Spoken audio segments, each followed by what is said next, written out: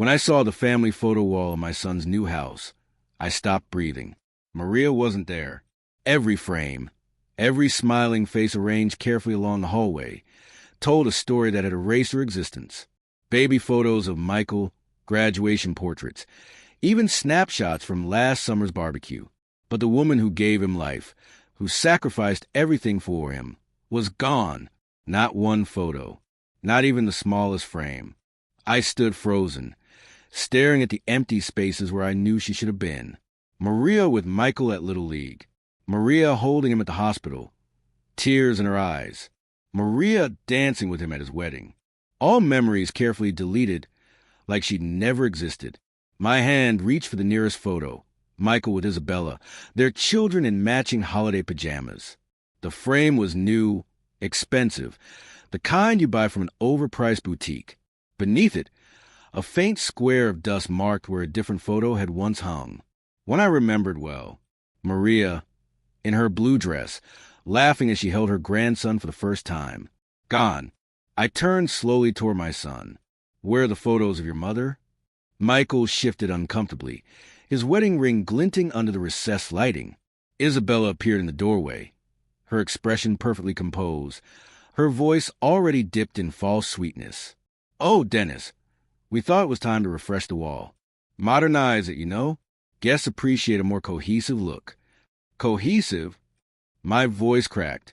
You erased my wife. Your mother. Michael wouldn't meet my eyes. He stared at the polished hardwood floor I'd helped him install 2 years ago, the one Maria never got to walk on. Dad, it's complicated. Isabella felt. I felt it was better for the children. Isabella cut in smoothly. They're growing up in a new environment.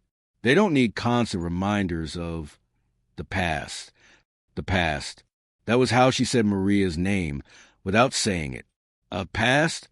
To be buried under designer decor and curated perfection. I felt the air go cold around me, my chest tightening as if invisible hands pressed down on my ribs. You don't get to erase her. I whispered.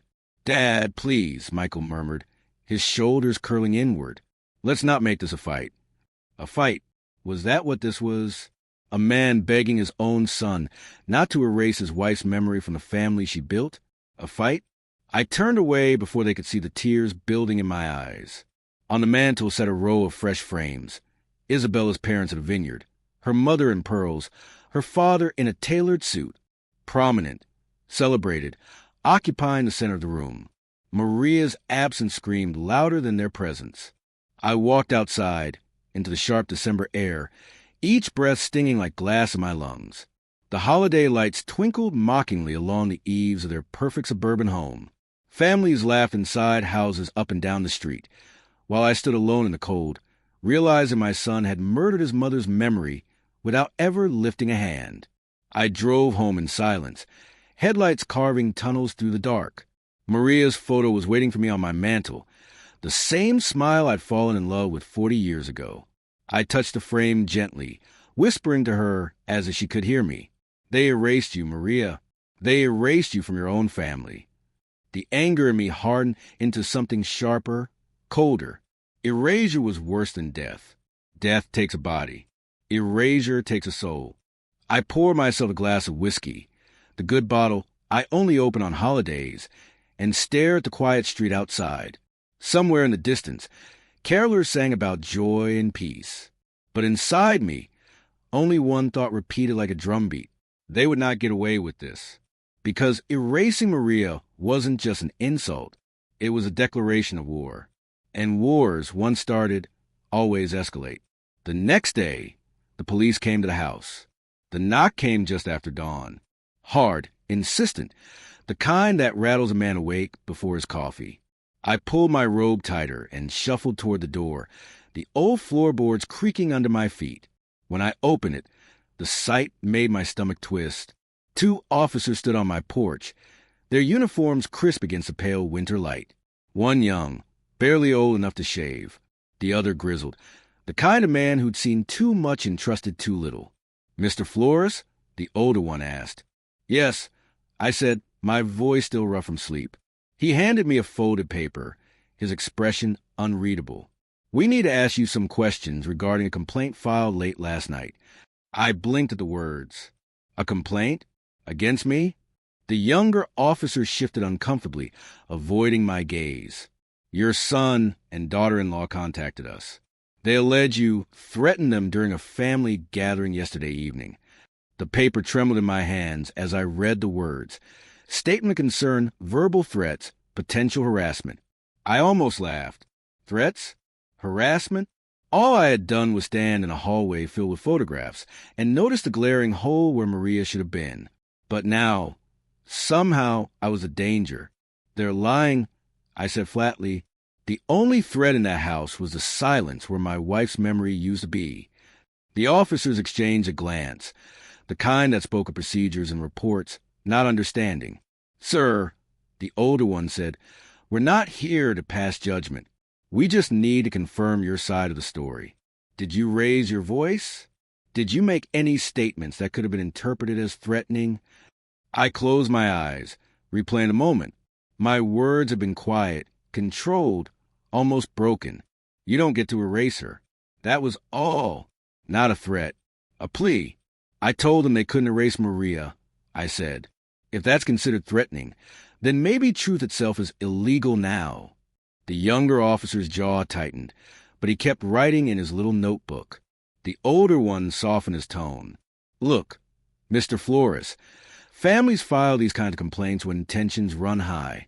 Our job is to make sure nothing escalates. Escalates. That word again. Like they were already expecting me to snap.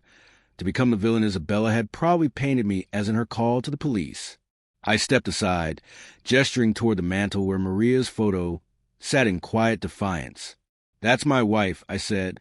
She died 8 years ago. My son's new family has decided to erase her from their history. I got upset. Wouldn't you?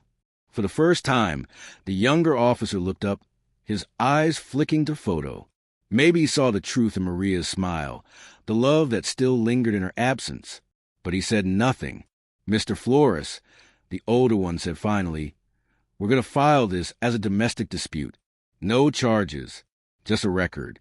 But I need to advise you to avoid contact with your son and his family for the time being. For everyone's sake. Avoid contact? My laugh was bitter. They erased my wife, called the police on me for noticing, and I'm the one who has to disappear? Convenient. Please, sir, the younger officer said quietly, don't make this harder.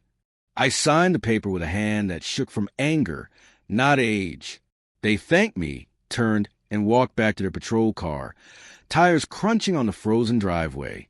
The silence they left behind was worse than their presence. I sat at my kitchen table, staring at the statement copy in front of me. Threats, harassment, words that didn't belong to me, words that belonged to the woman who had looked me in the eye and told me my Maria was nothing more than the past. The phone rang an hour later. Michael's voice came through, tight, rehearsed, like he was reading lines from a play Isabella had written. Dad, I didn't want to involve the police, but Isabella's parents were upset. They said you were unstable, that we had protect the children. Unstable, protect the children. Every word a dagger aimed not just at me, but at Maria's memory. Michael, I said slowly, do you even remember the lullabies your mother sang to you when you were sick? Do you remember how she sat up with you through the night, praying you'd make it to morning? That woman you're erasing is the reason you're alive to take her picture off the wall. There was a long silence on the line. Then he whispered, Dad, please don't make this worse. The line went dead. I stared at the receiver in my hand until the dial tone buzzed like a wasp in my ear. They weren't just erasing Maria's memory now.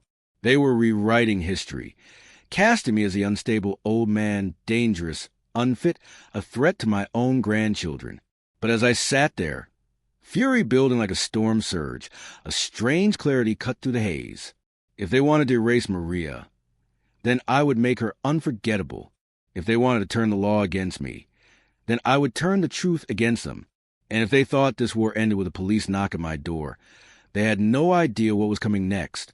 Because I had lived through loss, I had survived Maria's death, and I had nothing left to lose. The next part of my plan was already taking shape in my mind, and it would start with Isabella's own lies. I cleared the table and made space like a surgeon prepping an operating room. Left side, the police statement of concern, incident number circled in red. Right side, a blank yellow legal pad, a pen, and Maria's photograph watching me the way she always had, calm, certain, unafraid. They wanted a record? I would give the world a record. I wrote a single word at the top of the page, erasure. Under it, I listed every place Maria existed in our lives before Isabella's modernization project began. Photo wall in Michael's hallway. Wedding album, original prints. Little League scrapbooks, years 2 to 6. Recipe box, blue tin, her handwriting. Church plaque, St. Augustine's, in memory of Maria Flores, who fed the hungry. The children's school reading nook plaque, Abuela Maria's corner. The radio interview she did for the food bank in 2012. The quilt she made from Michael's jerseys. I stared at the list. A life is an abstract.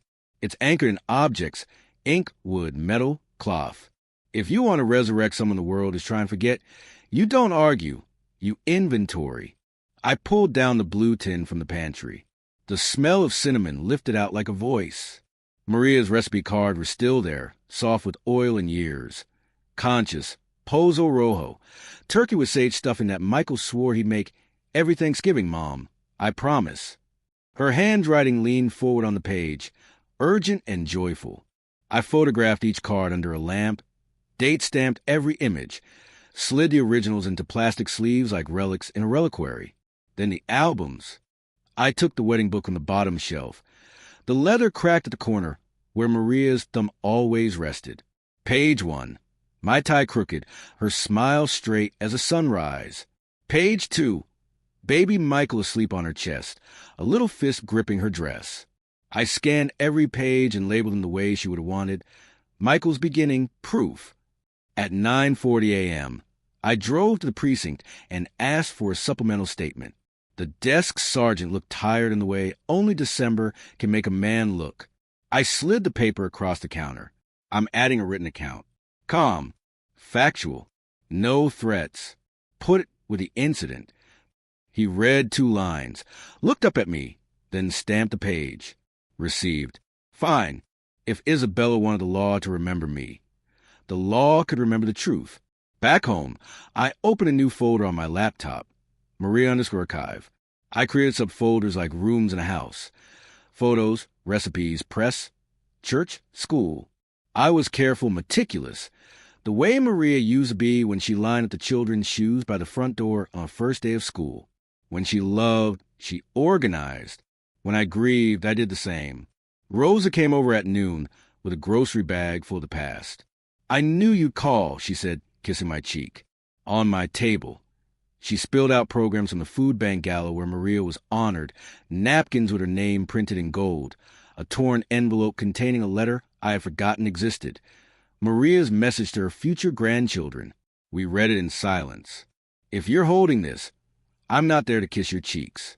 So I put my kisses here, in cinnamon, in songs, in the sound your abuelo makes when he laughs.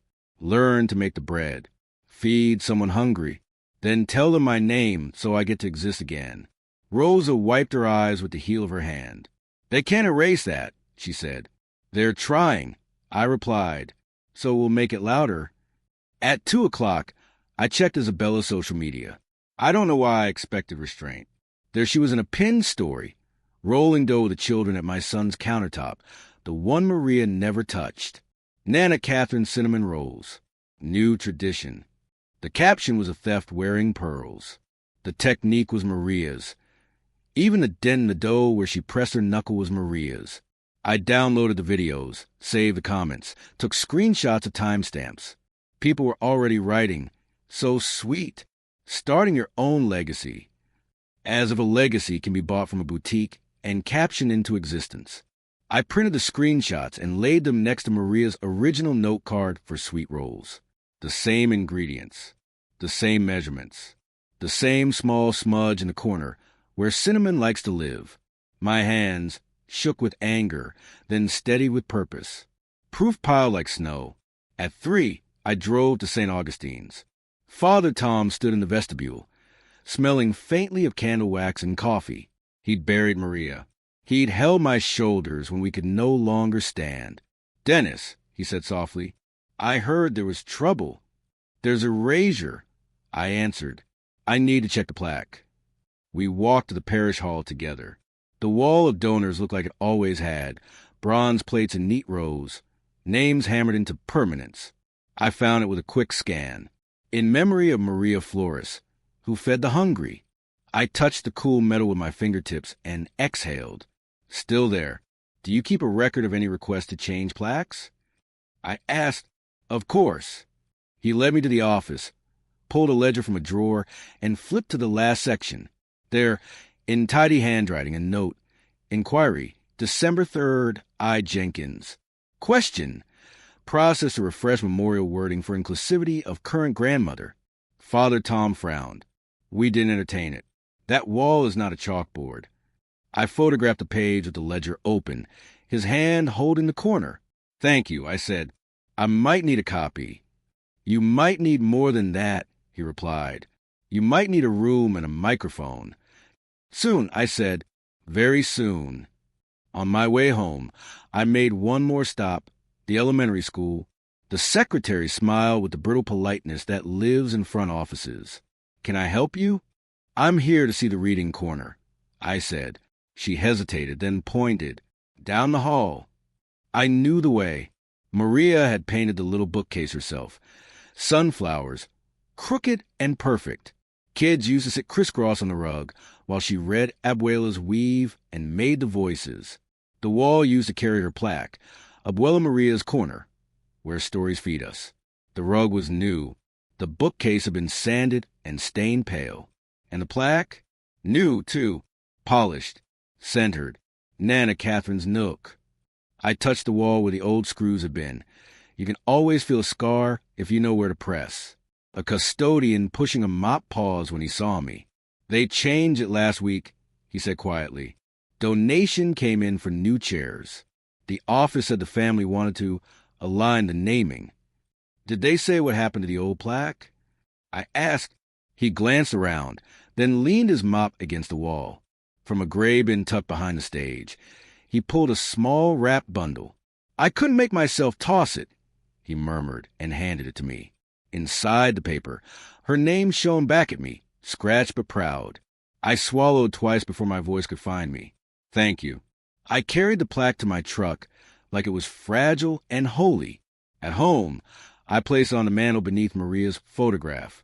Brass under glass. Past under present. As long as breath sat in my body, nobody would take it down again. By dusk, the living room looked like a war room. Photos clipped the string. A timeline on the wall. The ledger note from the church. The school's new plaque and the old one. Side by side, accusation and proof. In the center, Maria's letter to the grandchildren. I read it again, aloud this time, so the words would know the way out of our house and into the world. Then I sat and wrote to Michael. Calm. Surgical. Subject. Your mother's name. "Son, yesterday you removed 12 photographs of your mother and replaced a plaque at your children's school. Today a police report lists me as unstable for noticing. Attached is documentation of your mother's life and the recent attempts to erase it. I am offering you 7 days to restore her images to your wall and to return Abuela Maria's Corner to its name. On day 8, I will proceed publicly. This is not a threat. It is a notice. Love, Dad." I attached everything. Evidence doesn't need adjectives. When I hit send, the house felt very quiet. Outside, the early dark pressed its forehead against my windows. I poured a cup of coffee and stood over the table, looking at the map of my next life. My phone lit up with a message from an unknown number, a calendar image. Dedication ceremony, Friday, 6 p.m. Location, the school library. Description, formal unveiling of Nana Catherine's Nook, with media and donors present. They want an audience. Perfect. I put on my coat, tucked Maria's letter into my pocket, and slipped the old brass plaque under my arm.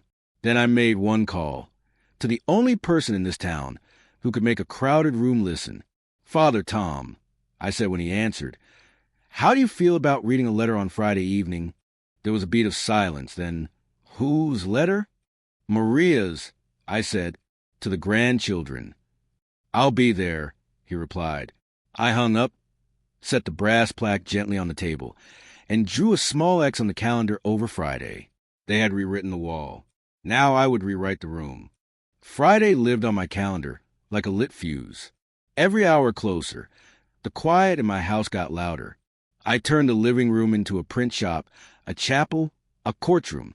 On the couch, manila folders with my neat black labels, photos, recipes, school, church, timeline. On the coffee table, 12 press packets, each with a cover page that read, "Maria Flores, What the Room Forgot."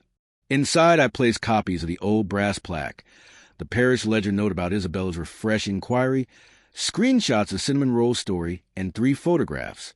Maria reading children on the sunflower rug, Maria holding newborn Michael, Maria ladling soup at the food bank. Proof doesn't shout. It stacks. I set the brass plaque in a dish of lemon and salt and rubbed it gently with an old T-shirt.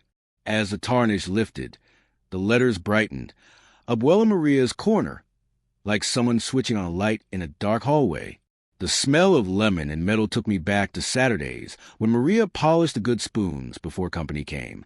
"Make them shine," she'd say, "so people know they're welcome." I made the plaque shine. At 9, I emailed the principal. "Principal Donner, I understand the school plans a dedication this Friday at 6 p.m. for the renaming of the children's reading corner. As Maria Flores' husband and Michael's father, I request 3 minutes on the program to read a brief letter Maria wrote to her future grandchildren. I am attaching documentation of the original naming, Abuela Maria's Corner, photographs of her volunteer work, and a note from St. Augustine's showing prior attempts to alter her memorial. I will be respectful and brief. This is not a disruption. It's restoration. Regards, Dennis Flores." I CC'd the district communications office and the PTA president. I didn't threaten. I didn't beg. I made a record, the way the officers had made a record of me. By 10, Rose arrived with a tray covered in a towel.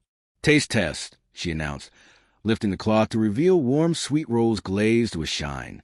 I used Maria's card, none of Isabella's edits. We ate with our fingers, standing over the sink like children. I'm printing her recipe on cards. I told her, "We'll hand them out after the reading." Rose's eyes brightened. "Feed someone hungry. Tell them her name." At noon, I went to the food bank. The volunteers were people Maria had loved. Eunice with a floral scarf, Tom with a laugh that bounced off cinderblock walls. When I explained, they didn't ask for drama. They asked for the time and the place. "We'll come," Eunice said, tying her scarf tighter. "We'll sit in the front. If they switch off the microphone, we'll sing." She meant it. On my way back, my phone buzzed with a number I didn't recognize. "This is Elena with District Communications." A brisk voice said, "Regarding your email, we appreciate your passion, but Friday's event is a private donor recognition, not a public forum. Space is limited. We ask that you refrain from attending to avoid confusion." Confusion? I repeated. The confusion started when someone replaced my wife's name with a stranger's. "I'm not at liberty to discuss internal decisions," she said smoothly. "Thank you for understanding." "I don't," I said and hung up. 5 minutes later, a new email arrived from the principal. "Mr. Flores, we have received your request. Due to capacity and donor privacy, we cannot add additional speakers. We appreciate Maria's past contributions. Please direct any concerns to the district office. Respectfully, R. Donner." Appreciate. Passed. The words were a closed door, said politely. I called someone who didn't do polite doors. Frank Delgado, a school board member whose kitchen I'd remodeled for cost when his wife got sick. "Dennis," he said, "you never call unless a pipe burst." "A plaque burst." I replied, then told him everything. Frank listened without interrupting, his breath scratching softly on the line. "Policy says you can rename a space with a new donation," he said finally. "But memorials are different. You don't take down a memorial without family consent or a vote. It's bad optics and worse ethics." "Email me the policy." I said, 10 minutes later arrived. Policy 7230. Naming of facilities and memorials. I highlighted the lines Frank mentioned. Existing memorials shall not be altered or removed without consultation with the memorialized immediate family and a public vote of the board. I printed it and slipped it into every press packet, yellow stripes shouting through paper. At 3, Father Tom came by in his dented Civic with a folder on the passenger seat. He stepped into my war room, took it in, and nodded once. "You've been busy." Maria did the heavy lifting. I'm just placing the furniture. We rehearsed at my dining table. He read Maria's letter in a voice that could make a courtroom sit up straight. On the last line, "Tell them my name so I get to exist again," his voice frayed just enough to be human. He closed the folder. If they pull the mic, I'll still read. My lungs are old but stubborn. I smiled. I invited stubborn people. By late afternoon, the house smelled like paper and lemon and coffee. I printed one more thing. Recipe cards on thick stock. Abuela Maria's sweet rolls. Feeds 12. Feeds a memory forever. At the bottom, in small type, "If you make these, say her name." I stacked 100 with a rubber band. Not a threat, not a press release. Bread that could outlive gossip. As dusk fell, my phone pinged. "Michael, Dad, please don't come Friday. Isabella's parents are bringing media and donors. This is their gift. Don't embarrass anyone." I stared at the words until they blurred. Their gift. I typed slowly. "Son, a gift that takes something first isn't a gift. It's a theft. You have 6 days left to restore what you took." On day 8, I stopped asking. He wrote back within a minute. "You're not well. I'm worried you'll say something you regret." I already regret 8 years of silence. I replied, "That's over." No dots. No reply. At 9, a white envelope slid under my door like a snake. I opened it with my thumb. Notice of expectations. Event conduct on district letterhead. Any individuals who disrupt the dedication may be asked to leave or trespassed. Law enforcement will be present. The sentence had been written to scare people who were used to being told to be small. I set the notice next to Policy 7230. Law and policy, side by side. If they wanted rules, we would use all of them. I ironed my navy suit and laid out Maria's scarf, the one with tiny sunflowers. I folded it into my breast pocket, so one petal peeked out. I slipped her letter into an inner pocket, and the old brass plaque into a canvas tote. The weight of it felt right against my leg. A name has mass. It changes how you walk. Sleep didn't come. So I polished the plaque one more time and whispered her name until the house learned it again. Sometime after midnight, I dozed in the armchair with the tote on my lap like a child. The knock jerked me awake. The same rhythm as the dawn before, only heavier. I checked the clock. 12:43 a.m. The porch light painted 2 silhouettes in hard lines on the frosted glass.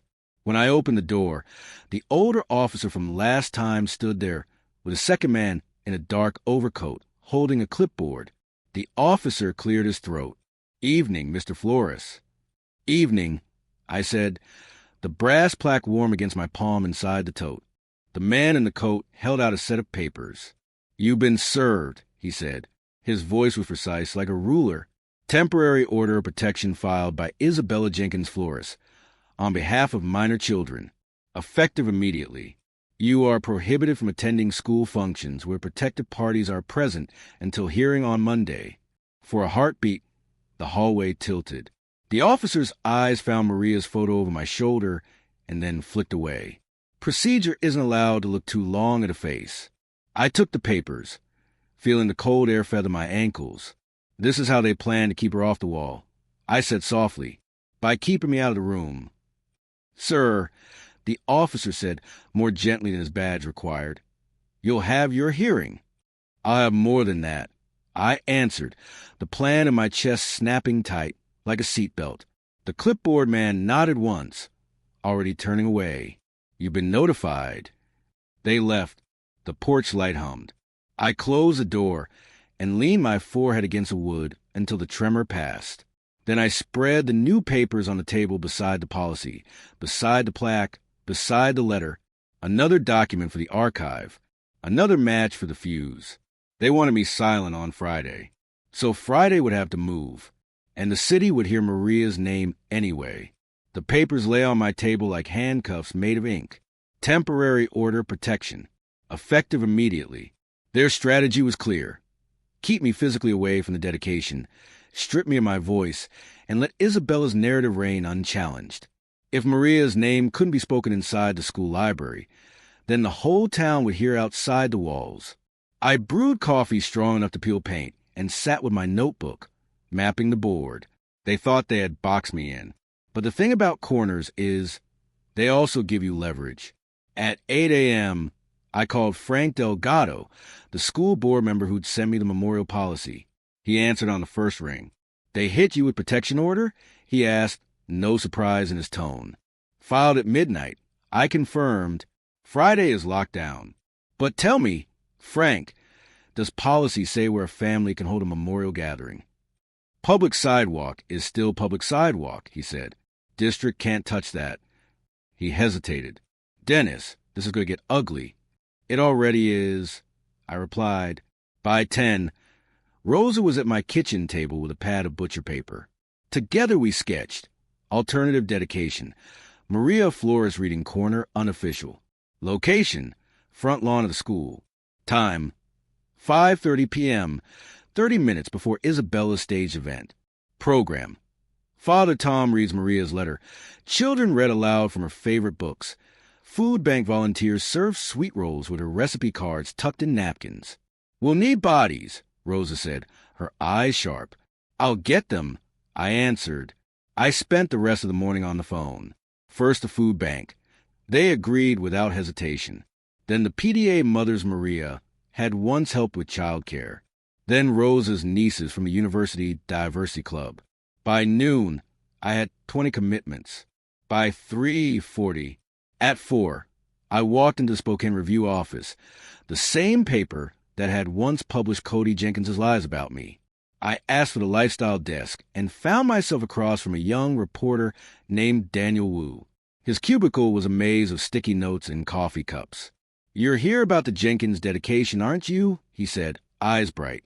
"I'm here about erasure," I replied, laying a press packet on his desk. "You ran a story about me abandoning elderly folks at the airport. Now you'll run the story of a woman abandoned by her own family's pride. That's Maria Flores. Food bank volunteer, church cook, school reader. Her plaque was replaced last week. Against policy." Daniel flipped through the documents. Policy highlighted. Photos labeled, screenshots printed. He paused at Maria's letter. "Is this real?" I nodded. Her handwriting. Her words. Her life. His face softened, then sharpened. "We'll need quotes." Witnesses. Friday, 5:30. Sidewalk outside Lincoln Elementary. "We'll have both." He leaned back, already imagining column inches. "If the district tries to shut it down." "They can't." I cut in. "Public sidewalk.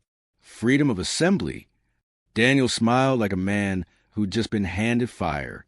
"I'll be there." That night, I walked the school's perimeter.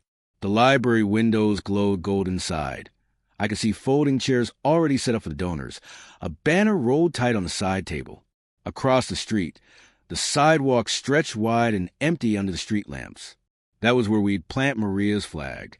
I pictured the crowd, the children, the bread, the brass plaque gleaming in Father Tom's hands. If they wanted theater, we'd give them a play they'd never forget. Back home, I polished the plaque again until the letters burned like sunrise. Then I wrote out a sign in thick black marker. "You can erase a name from a wall, but not from a people. Abuela Maria Flores lives here." At midnight, I rehearsed my opening words in the bathroom mirror. Not a threat, not a plea, just truth. We are here because erasure is violence. We are here because memory is stronger than marble. Sleep came in fits, interrupted by dreams of Maria walking through hallways stripped of her pictures. Each time I woke, I whispered her name aloud, as if repetition alone could nail her spirit to the world. Thursday morning, the war room swelled. Rosa brought poster boards. The nieces painted sunflowers on them in bright yellows. Father Tom arrived with a stack of children's books Maria used to read. Abuela's Weave, Esperanza Rising, The House on Mango Street. He tapped the covers. If voices fail, these won't. By evening, the house smelled of baking. We made batch after batch of sweet rolls, cooling them on every surface until my kitchen looked like a factory of memory. Each roll carried Maria's touch, though her hands were dust. The phone buzzed with Michael's name. Against my better judgment, I answered. "Dad, I heard you're planning something," he said, his voice strained. "I'm planning to say your mother's name." I replied, "You don't understand. Isabella's parents, they've invited trustees, donors. If you embarrass them, it'll destroy my reputation." "Your reputation already destroyed your mother's memory," I said quietly. Silence crackled down the line. Then Michael whispered, "If you do this, I'll have no choice but to cut you out completely."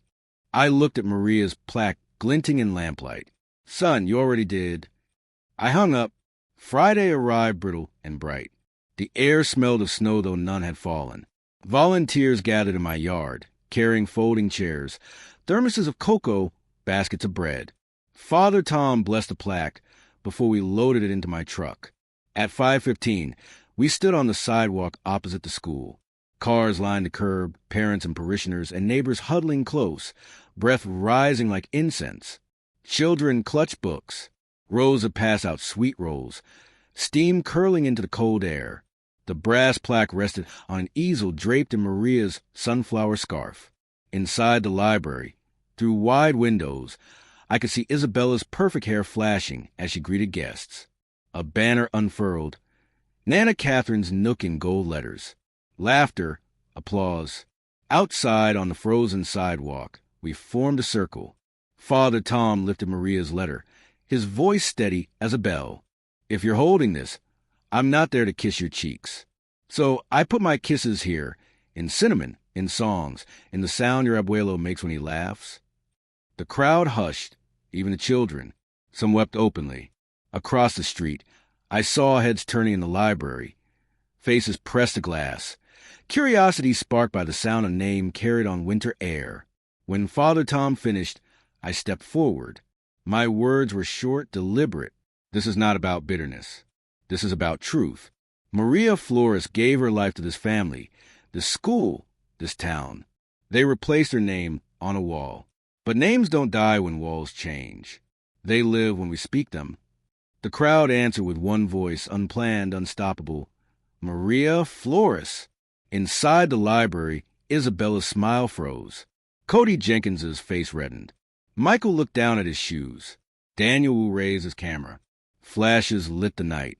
And in that moment, I knew they had lost control of the story, because Maria's name had left the walls and entered the wind. And the wind carries farther than marble ever could. For a long, bright minute the chant held, "Maria Flores," rising in white breaths over the frozen sidewalk. Then the library doors opened. Elena from District Communications stepped out first in a wool coat the color of whetstone, flanked by the principal and a custodian with a nervous smile. Behind them, donors hovered with paper cups and practiced applause. Isabella and her parents appeared last, perfect as a painting. Michael trailed them, eyes fixed on the concrete, like it could tell him what to do. "Mr. Flores," Elena called, voice amplified by nothing but practice. "We ask that you disperse. You are creating a distraction from a private event." Father Tom folded Maria's letter and tucked it in his pocket. "Public sidewalk," he said mildly, as if reminding a child where the curb is.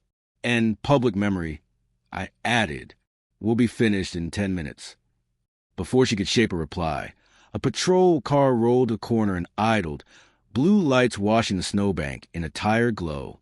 The older officer from before stepped out, his young partner close behind. "Afternoon, Mr. Flores," he said, scanning the group. His gaze flicked to the brass plaque on the easel, the sunflower scarf, the books in children's hands, the bread baskets exhaling cinnamon. Not a mob, a memory. Elena pounced. "Officer, there's an order." The officer held up a hand, already reaching into his pocket for reading glasses. "Temporary order prohibits contact with protected parties and attendance inside school functions." he said, eyes on the paperwork he'd clearly read before. This here is a sidewalk. As long as no one crosses onto district property or approaches protected parties, your rights are intact. A murmur rippled through our crowd. Across the street, Cody flushed the color of a stop sign. You're going to let this circus continue? He demanded. This is harassment. The young officer shifted, uncomfortable. The old one didn't blink. Sir, people standing on a public sidewalk reading a letter isn't crime. He turned to me. Stay on your side of the line. I nodded. I will. Father Tom raised the old plaque and rested it against the easel, so the letters faced the windows. Abuela Maria's corner caught a stingy slice of winter sun and threw it back like a shield. Inside the library, heads craned. A woman in pearls pressed a hand to her mouth. Let the kids read, Rosa whispered. So they did. A small girl in a red hat stepped forward with Abuela's weave and began, voice tremulous at first, then finding steady ground. A boy followed with 2 pages of Esperanza, rising, tripping once, starting again determined. Each name, each line, pushed back the cold in the PR voice and the gold letters on the banner across the street. Elena's smile calcified. She tried volume. The library speakers bloomed into music. Some instrumental carol turned up too loud. It only made them louder. People step outside when something real is happening. Donors in wool and cashmere drifted to the doors, then across the threshold, then down the steps, as if memory had its own gravity. Daniel Wu from the Spoken Review moved like a fish through water. Camera up, questions quiet and sharp. Ms. Jenkins Flores, he said to Isabella as she reached the bottom step. Did you consult the Flores family before replacing the plaque? This is a donor celebration, she replied, the word donor polished until it gleamed. It's about the children. Daniel nodded toward our side. Those are children reading. Catherine swept past him with a practiced society luncheon smile that showed enamel and nothing else. We've invested significantly, she announced to no one and everyone.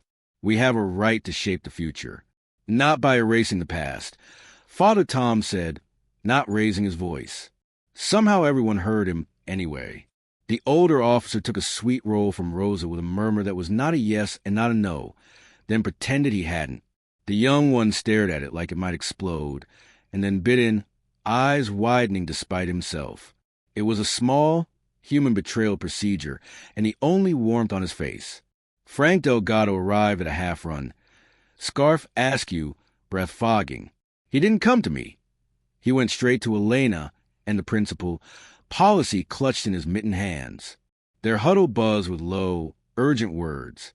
I watched Elena's mouth tighten as she scanned the highlighted lines. Principal Donner paled.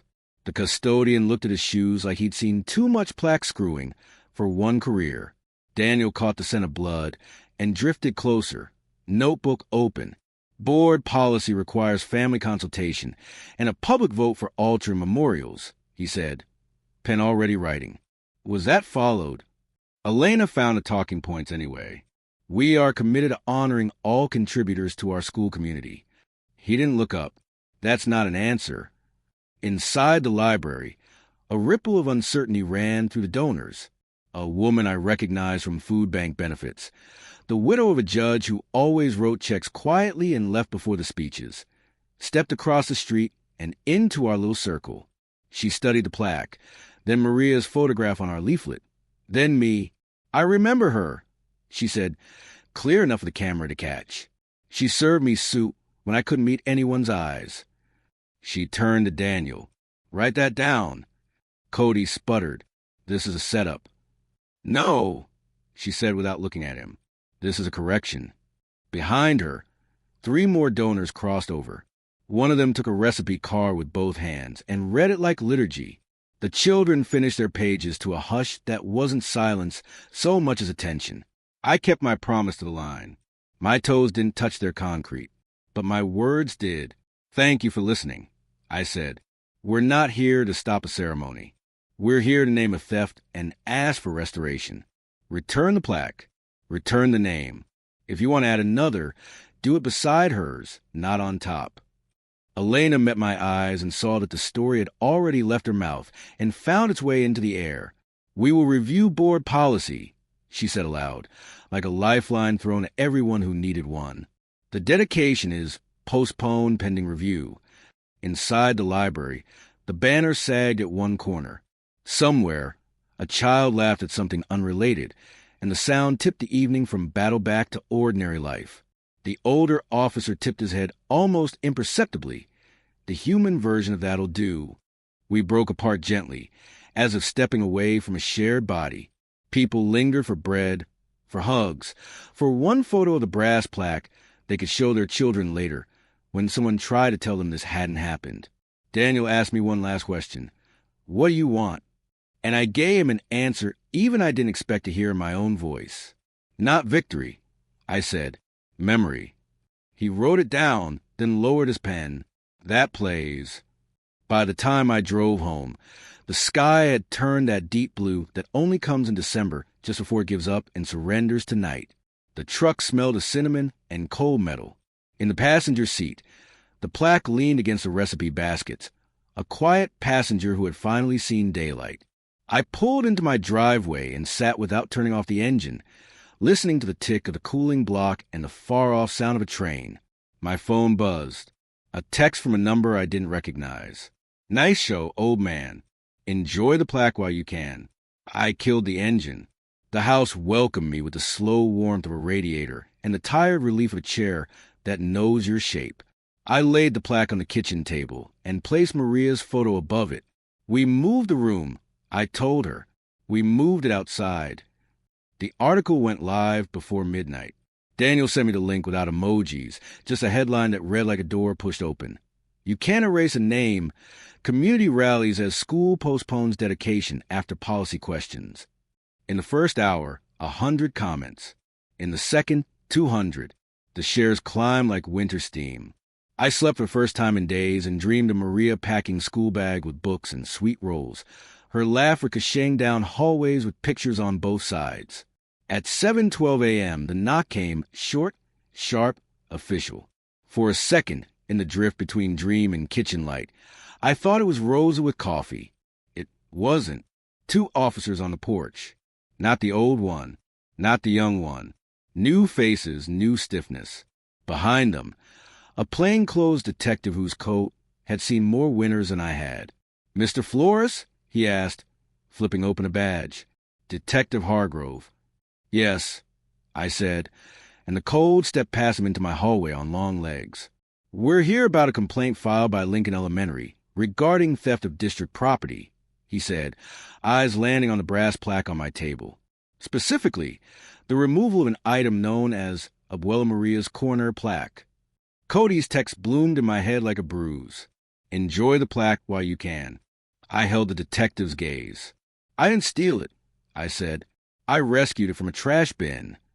"Then you won't mind answering a few questions at the station," he replied, almost kindly. "Bring the item." I looked at the plaque, her name bright as morning, and felt the old anger cool into something that could be aimed.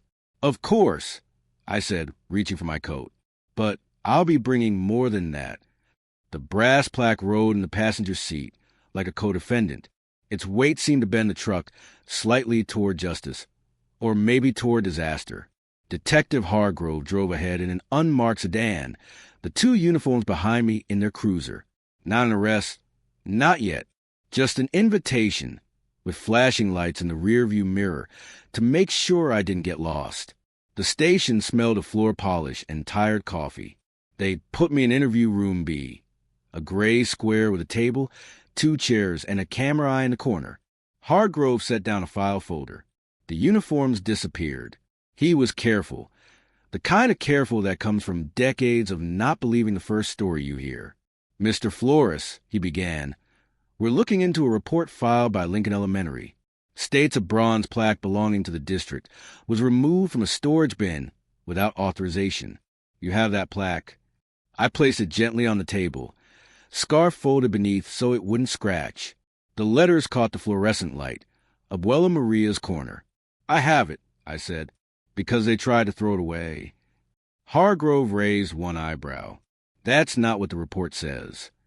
I leaned forward, slow, deliberate. "Detective, The custodian handed it to me, wrapped it in paper. Said he couldn't bring himself to toss it. If you want to charge someone with theft, charge the bin. For the first time, his lips twitched. Not quite a smile. Do you have proof? I pulled a folder from my bag.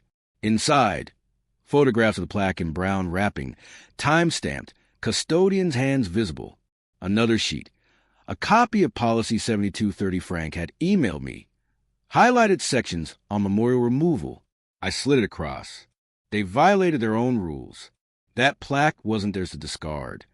Hargrove read slowly, tracing the yellow lines with one finger. Consult family. Public vote. He flipped pages, eye-sharpening. This came from a board member? Yes. Frank Delgado. He'll testify. Hargrove sat back, tapping the folder lightly. So the question isn't whether you took it. The question is whether you had more right to it than the district did. Exactly. I let the word hang. And the answer is yes, because that's my wife's name, my children's mother, my grandchildren's grandmother. A memorial isn't a chair you reupholster. It's a grave marker on a wall. The detective studied me for a long beat, then exhaled. Mr. Flores, I'll be straight with you. There's pressure from above. These Jenkins people, friends on the board, friends in business, they want this neat. Quiet. They think you're a crank making noise. They thought Maria was noise too, I said. Hargrove closed the folder. I'm logging this as property dispute under review. That buys time. But you need allies, not just sentiment. If you've got documents, witnesses, line them up, because next week there's a board hearing, and you can bet they'll try to make this plaque disappear again. Only difference is, now it'll be under procedure. I picked up the plaque, cradling it like a child. Then I'll bring the whole file. When he walked me out, the younger officer from the cruiser caught my arm in the hallway. His voice was low, quick. My sister remembers your wife. She taught her how to make tamales at the food bank. Just thought you should know. Then he let go, face blank again. Outside, the air hit me like a slap, January cold in December clothing. I set the plaque carefully in the seat, started the engine, and sat there until the heater coughed warm. At home, Rosa was waiting with a casserole, her eyes flashing when she saw my face. Well, they wanted theft. They got the policy. I dropped the folder on the table. But the fight's not over. There's a board hearing. When? Next week. She set the casserole down hard enough to rattle the dish. Then we have 6 days to build an army. The next hours were blur calls. Father Tom reached out to parishioners. Eunice from the food bank promised to gather every volunteer Maria had ever cooked beside. Rosa's nieces launched something online before I could object. #Serenade Maria, with photos from the sidewalk rally. By evening, it was spreading across town like a winter storm warning. At midnight, my phone buzzed with a new article. Daniel Wu again. Flores plaque dispute to reach school board. Questions of policy and memory. The lead photo. The plaque shining on our easel. Scarf fluttering. Children reading behind it. Maria's name was in bold in the city paper again, not as a relic, but as a headline. I poured whiskey, raised a glass toward the mantel where Maria's photo kept watch. They wanted you gone, I whispered. Now you're everywhere. Morning brought retaliation. A thick envelope slid under my door. Inside, glossy photocopies of the spoken review piece annotated in red marker. Margins filled with words like unstable, obsessed, liability. A note tucked between pages. Step back or lose everything you have left. No signature, but I didn't need one. The handwriting reeked of Cody Jenkins' boardroom bluster. I laughed, short and bitter. Threats are loud when power feels small. By noon, Frank called. Dennis, brace yourself. They've scheduled the board hearing for Tuesday night. Agenda listed as property review dedication update. They're going to try to bury it. Then we'll dig it back up. I said, do you have numbers? I'll have them. The weekend turned into logistics. Rosa's kitchen became campaign headquarters. Poster boards stacked in corners, copies of Maria's letter folded like hymnal inserts, recipe cards bundled with twine. Volunteers came and went, some strangers, all family by the time they left. Father Tom rehearsed his 3-minute statement. Eunice lined up speakers from the food bank. Rose's niece's designed shirts with sunflowers and Maria's name. By Sunday night, the dining room table was covered in folders, photographs, highlighted policies, and one polished plaque gleaming at the center like a general before battle. "This isn't just about Maria anymore," Rosa said, tapping the table. "It's about every name they think they can erase because money whispers louder." She was right. Maria had become more than memory. She was a mirror, showing the town what it stood to lose if silence kept winning. Tuesday came heavy with gray skies. Snow threatened but didn't fall. I dressed in the navy suit, Maria's scarf folded in the pocket, the plaque wrapped in cloth under my arm, at the school district building. The boardroom was already packed. Donors in coats, reporters with cameras, volunteers in sunflower shirts. On one side, Jenkins' voices sharp with money.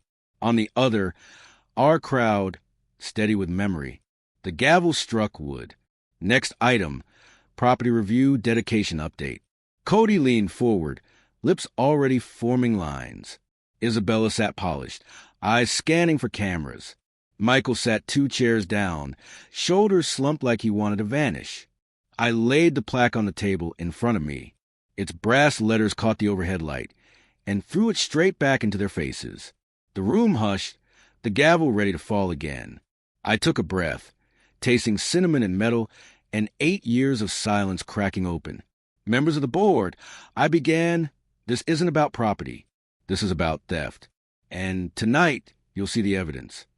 The boardroom smelled of wet wool coats and burnt coffee, the kind of scent that clings to civic meetings no matter the decade. Fluorescent lights hummed overhead, too bright, bleaching every wrinkle into confession. I set the brass plaque in front of me, unwrapped, Maria's name gleaming for all to see. Around me, the sunflower shirt volunteers shifted in their seats. Father Tom held his folder like scripture. Rosa radiated heat beside me. Across the aisle, Cody adjusted his tie with the confidence of a man used to winning in rooms like this. Isabella's smile was painted on, but her knuckles tightened around a gold pen. Michael sat between them and the donors, small in his own suit, eyes fixed on the table, as though he could tunnel his way out of shame. The gavel cracked. "We'll proceed with agenda item 6, property review, dedication update." Elena from communications rose smoothly. "As you know, the Jenkins family has generously supported our schools. Their recent donation enabled a full renovation of the Reading Nook. The dedication, temporarily postponed, was to recognize this generosity with a plaque bearing their family matriarch's name." She smiled at the board. "We recommend proceeding as planned." "Excuse me," Frank Delgado interrupted from his seat. "Board policy requires consultation with immediate family before altering or removing memorials. No such consultation occurred with the Flores family." The chair tapped her gavel again, lightly. "Mr. Flores, you've asked for 3 minutes." I rose, slow and deliberate. My knees protested, but my back stayed straight. I lifted the plaque, so the brass letters caught the light. "This," I said, "isn't just property. It's my wife's name, Maria Flores. 8 years gone, but present in this very school until someone decided she was inconvenient." I laid down a folder of documents, neat stacks sliding across the polished wood.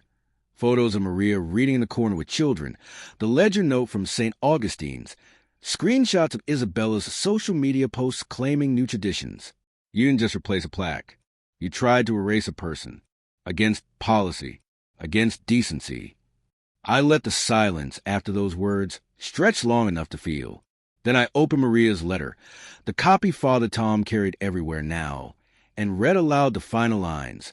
"Learn to make the bread. Feed someone hungry. Then tell them my name so I get to exist again." A rustle ran to the audience. Papers shifting, throats clearing, one woman dabbing at her eyes. Cody pounced, his voice booming.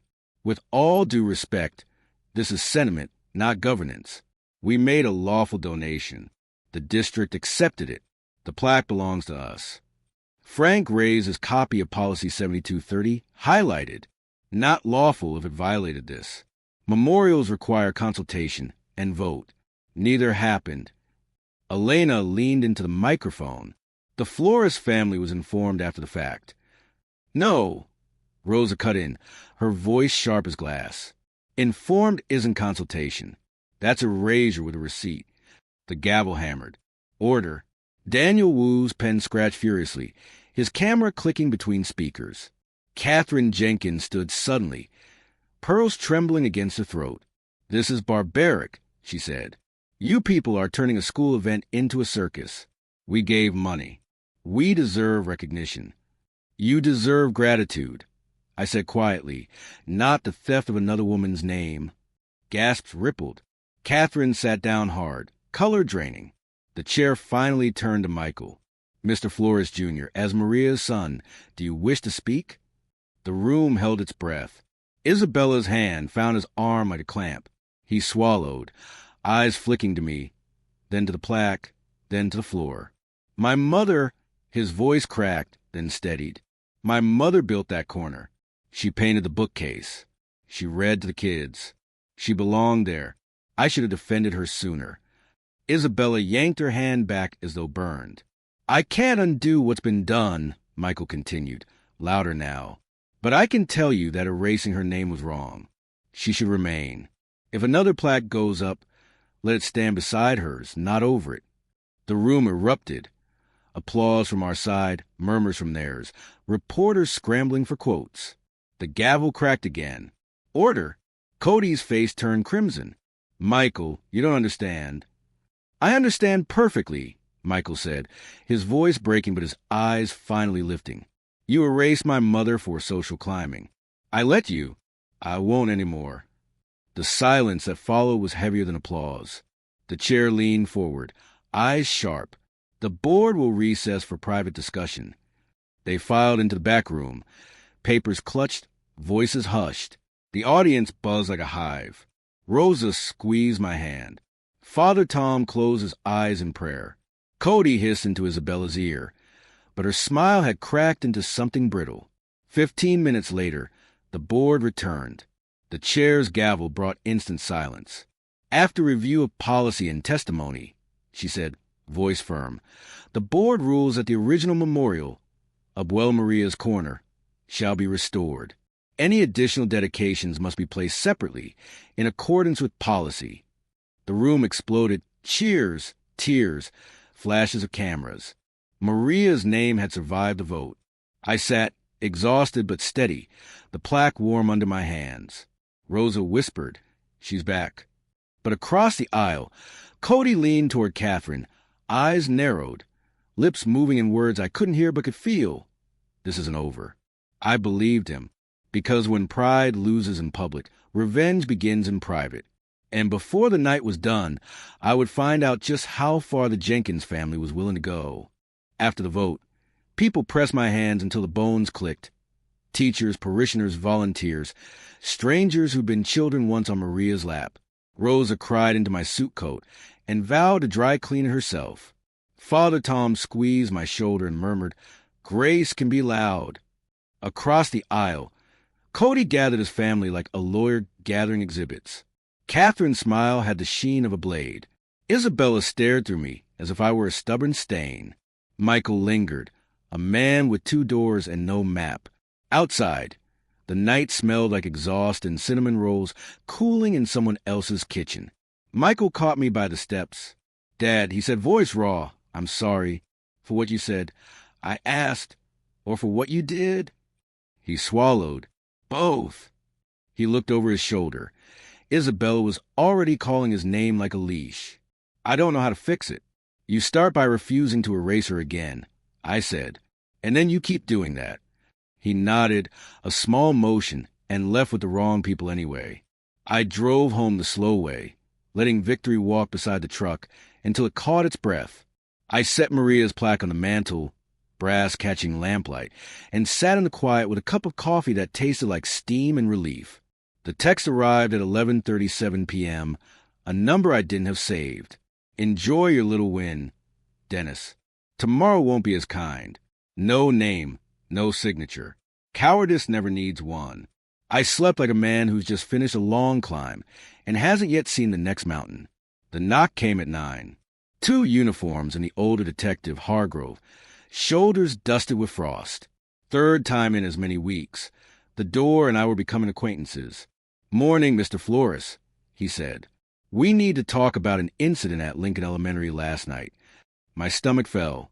"What incident?" "Vandalism," he said. "Graffiti in the reading corner. Someone spray-painted over the bookcase, and the wall where the plaque goes." Message was pointed. He paused. It said, "Abuela forever," with a line through Nana Catherine. Rosa's nieces would never be that clumsy. I looked at Hargrove. "You think I did it?" "I think I ask everyone on the chessboard the same questions," he replied. "Where were you between 11 and midnight?" "In my chair, asleep like the old man they say I am," I said. "Rosa called me at 10:58 to say she got home safe." I answered, "Check my phone." He nodded to a uniform, who started tapping on a tablet. "Any cameras at your place?" Hargrove asked. "Doorbell. Cheap and stubborn, but it works." We watched the overnight feed on my kitchen table. From 10 to 1 o'clock, the only movement was a raccoon the size of a bench and my neighbor's cat pretending to be a ghost. No truck leaving. No lights. "Does the school have cameras?" I asked. "Some," Hargrove said. "Old. Facing the parking lot, not the library windows." He hesitated, then sighed. "I'll be honest. The message looks like a frame job. Sloppy, obvious. People who vandalize for love write differently. People who vandalize for power spell it with money." I said. "The point is," he continued, "I still have to ask the questions. Also, the district filed a report naming you as a person of interest due to a pattern of disruptive behavior." He rolled the words like they tasted bad. "District or donors?" I asked. He didn't answer. He didn't have to. They left a copy of my doorbell footage and the bitter promise I wouldn't leave town. Like I had anywhere to go that smelled like Maria. I called Rosa. She cursed in Spanish and said she was already on her way with coffee, like a sacrament. Before she arrived, the principal called. His voice had the ash of someone whose day started on fire. "Mr. Flores, I want to let you know the board's decision stands. We're restoring the memorial." But he swallowed. "Given the vandalism, we're moving the plaque into a locked case. There will be a separate rededication. Smaller. Controlled." "You mean without me?" I said. He didn't deny it. "The district lawyer is cautious." "Tell your lawyer I own caution now," I replied and hung up. Rosa breezed in with a thermos and the kind of hug that resets a man. "I figured," she said, pouring. "Either we celebrate or we plan, and both require caffeine." I told her about the graffiti. She snorted. "They spray-painted your love like a bad bumper sticker and think anyone will believe you did it? Huff, amateurs." At noon, my phone buzzed. Daniel Wu. "You home?" "Always," I said. He arrived with a recorder and eyes bright with a new thread. "Anonymous tip," he said. "Security camera at the laundromat across from the school. Back alley view. Guess what it sees?" We huddled over his laptop on my kitchen table, like teenagers over contraband. Grainy footage. Timestamp 11:22 p.m. Two figures move along the shadowed wall behind the library. One tall with a stiff right leg, a hitch, a prideful limp. The other shorter, a coat with a fur collar. A rental sedan idles at the curb. You can't read the plate, but you can smell the money. They disappear under the overhang, and a minute later a third shadow scurries back to the car carrying something boxy. Maybe a paint can, maybe a conscience. The tall one follows, glancing up toward the lens. The image fuzzes, but one detail glints. A ring, thick, signet style, on a hand holding a phone. Daniel froze the frame. This looked familiar? Cody had shaken my hand a dozen times in halls where men measure each other by grip and medals. His signet ring had a family crest and the confidence of a man who believes the law is ornamental. "Show that to Hargrove," I said. "I already did," Daniel answered. He said he's following up. That's cop 4. "Thank you, and please stop telling me how to do my job." But he also said the angle matches backdoor entry timing. We sat with the image until the cheap camera gave up and jumped to a new minute. "Run it." I told him. Run the story. Frame jobs don't like sunlight. Daniel nodded but hesitated. You know they'll come for you harder. They already did, I said, and pointed to my front door. 3 knocks, 3 times. By late afternoon, the Spokane Review site carried a new headline. New footage emerges in library vandalism. Community questions motive. The frozen frame lived beneath it, ring glares and all. Comments ignited like dry pine. Some called for arrests. Some called for mercy. Some said the photo proved nothing and everything. Michael texted an hour after the story went live. I'm sorry, I didn't know about the vandalism or the erasing. I typed either, then start knowing I sent. No more hand-holding. He would have to run to catch up now. At dusk, the sky pressed low enough to touch. I was watching the dark gather when a courier slid a thick envelope through the mail slot with a thud that felt like paperwork had weight. Notice of intent to sue defamation. Plaintiffs, Cody and Catherine Jenkins and Isabella Jenkins Flores. Demands, retraction, apology, damages, silence. My words at the board meeting quoted back to me like a crime. I read it twice, then a third time, letting the legalese wash over me until it turned into the simplest broken sentence in the world. Shut up or pay. Rosa read over my shoulder. They think you scare easy. They think money writes history. I said, they're not wrong, unless ink outlasts checks. I called Frank, asked for a copy of the meeting recording. He sent a link. I called Father Tom, asked him to find the old message Maria left in the parish archive after the food bank fire, the one where she spoke into a cheap tape recorder and somehow filled it with light. I'll bring it in the morning, he said.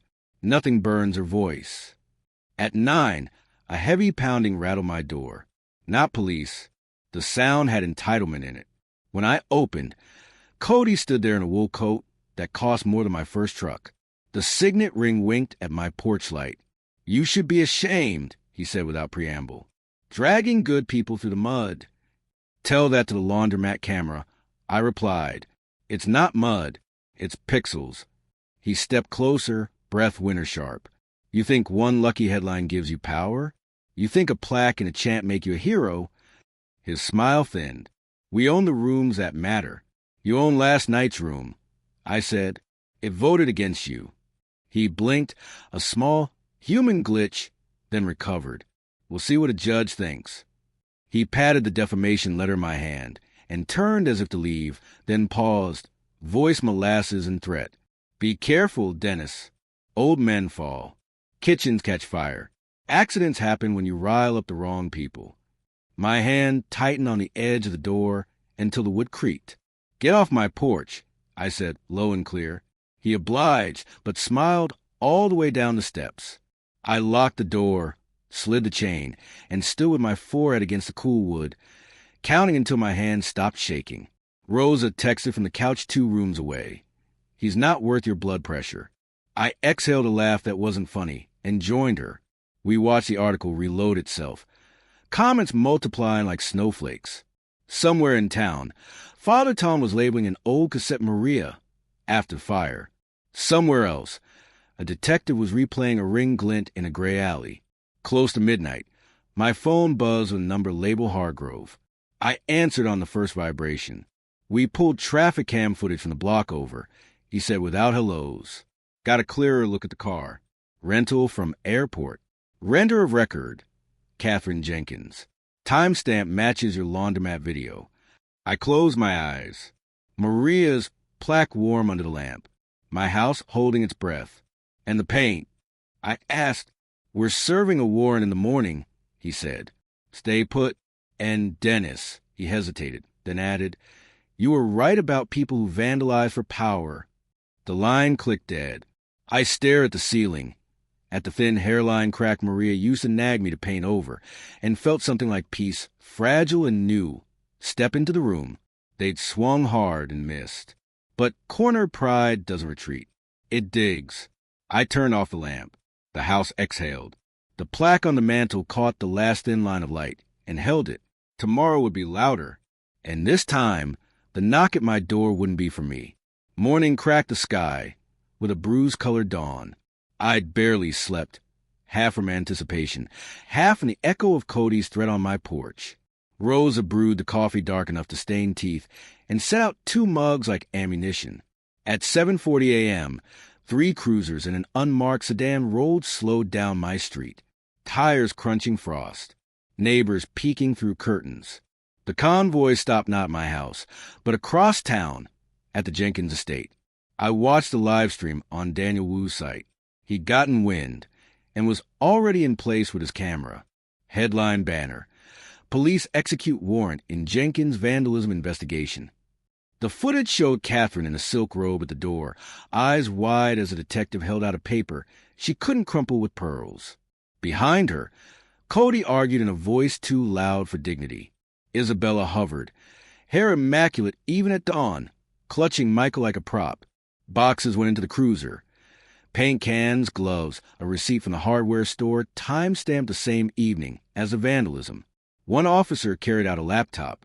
Another, a bag with something metallic clinking. By 9, the station confirmed. Paint on their gloves matched paint on the library wall. Catherine's rental contract time-stamped at 10:45 p.m. Cody's fingerprints on the can. The press exploded. By noon, #Plaquegate trended statewide. Still, Cody managed a statement on courthouse steps, voice booming like Sunday morning thunder. These accusations are politically motivated. My family has given more to this community than anyone. We will fight these baseless charges. Catherine dabbed at non-existent tears. Isabella clung to Michael's arm, whispering into cameras about family unity.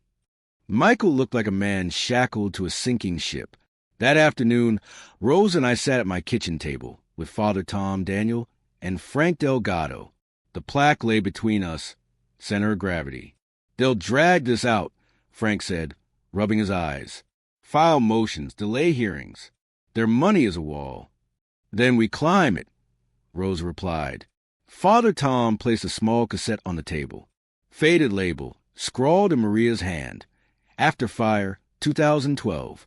He slid a battered player beside it. He pressed play. Maria's voice filled the kitchen, tinny but whole. If you're hearing this, the food bank shelves are ashes, but we are not. We'll cook on stoves in garages, on hot plates if we must. We'll feed each other because hunger is a thief worse than fire. And when we build again, we'll write every name back on the wall, because people aren't optional. Her voice cracked on the last line, then steadied. And if I'm not here by then, say my name, so I still get to help. Rosa wept openly. Daniel stopped recording for the first time all week, just listening. That, I said, is what this is about. Not lawsuits, not donors, not plaques, memory.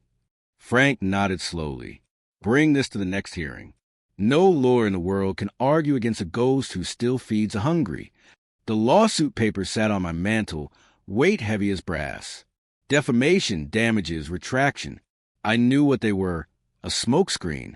If they couldn't erase Maria, they'd erase me. But then came the second blow. At 4 p.m., the district issued a press release. Given ongoing legal disputes, the board will suspend all memorial dedications until further notice. The Flores plaque will remain in district custody pending resolution. In custody, like contraband. I slammed the table so hard the cassette jumped. They're taking her again. Rosa grabbed my wrist. Then we don't wait for permission. What do you mean? She leaned in, eyes fierce. We stage our own dedication. No board, no donors. Community only. We plant her plaque in the open. Somewhere they can't lock in the case. Father Tom nodded slowly. Consecrated ground. The church courtyard.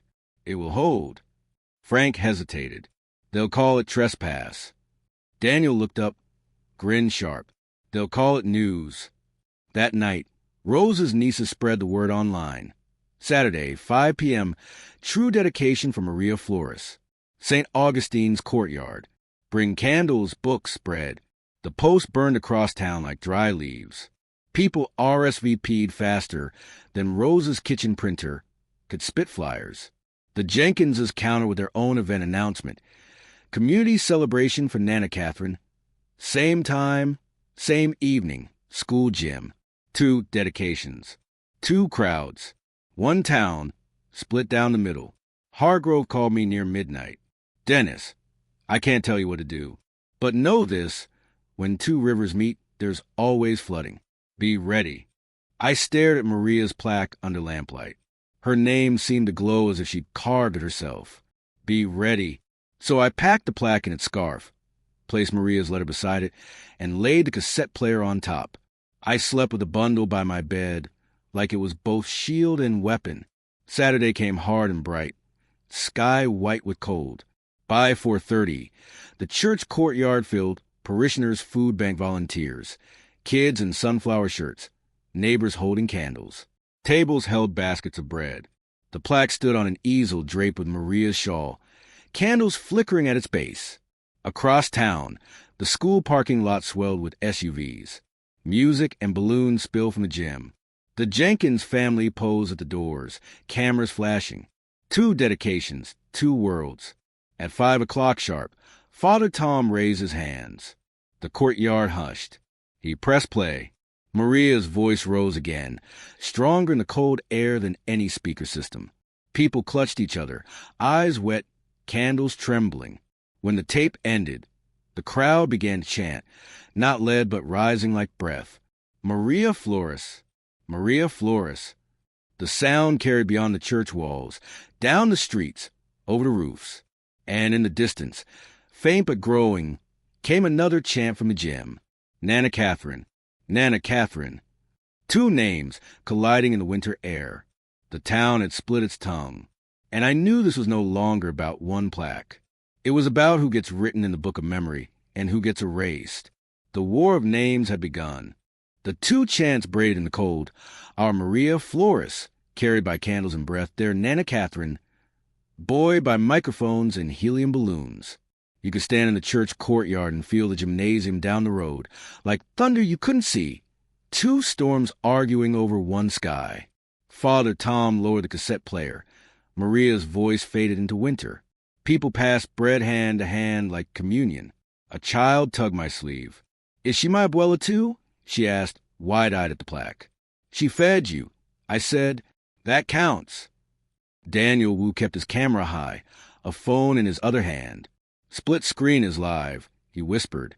On his screen, our candles trembled on the left. On the right, the school gym glowed warehouse bright. A balloon arch straddled a rented stage. Elena introduced the family, with a practiced smile. Cody stepped up, soaking applause like a man watering a lawn in a drought. Isabella stood in a white coat lit like a stage costume. Michael beside her was a shadow wearing a tie. Rosa's nieces led a song in the courtyard, soft, stubborn, an old camping that Maria used to hum while rolls cooled on the counter. People who didn't know the words hummed anyway. The candles multiplied. Flicker answered flicker across faces I knew and faces I once only passed in grocery aisles. Daniel's split screen stuttered. Then the gym sound snapped to life. Feedback screamed. On stage, the sound tech flailed. Cody leaned into the mic with a grin polished to courtroom shine. Tonight, he boomed, we celebrate new tradition. The lights brown, hiccuped, then steadied meaner. Somewhere, a fuse protested the weight of amplified legacy. Over the speakers, you could hear it, not laughter, exactly. The crowd's restlessness, the uneasy shuffle of a room that knows it's watching performance. A squad car idled at the curb by our courtyard, blue lights slow as breathing. The older officer wasn't there. 2 younger ones stood by the gate, hands tucked for warmth, eyes scanning. One of them was a kid who'd once eaten a sweet roll like it might explode. He gave a small nod, the closest thing to an apology a uniform can manage when policy is a wall. Evening, he said. We had some calls. He glanced at Father Tom's collar, at the candles, at the brass plaque gleaming like a stubborn sunrise. You're fine where you are. Just keep the sidewalk clear. We will, I said. Thank you. Rosa pressed a cup of cocoa into his gloved hand, and he didn't dare refuse. Procedure can't drink, but freezing fingers can. The gym chant gained force through speakers.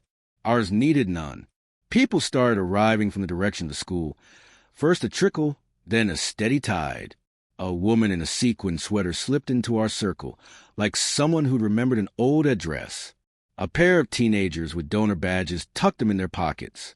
An older man I'd only ever seen at Rotary breakfast stood under our oak, cap in his hands, tears slipping into his mustache. I didn't know her, he said to no one. I should have. Daniel's phone buzzed. He turned the screen so I could see. A text from Hargrove. Keep it peaceful. You're good. Eyes on Jim. My eyes were already there. On Daniel's split screen, Elena smiled too hard. The principal's tie sat crooked, like guilt. Catherine waved like a pageant queen who'd lost her page.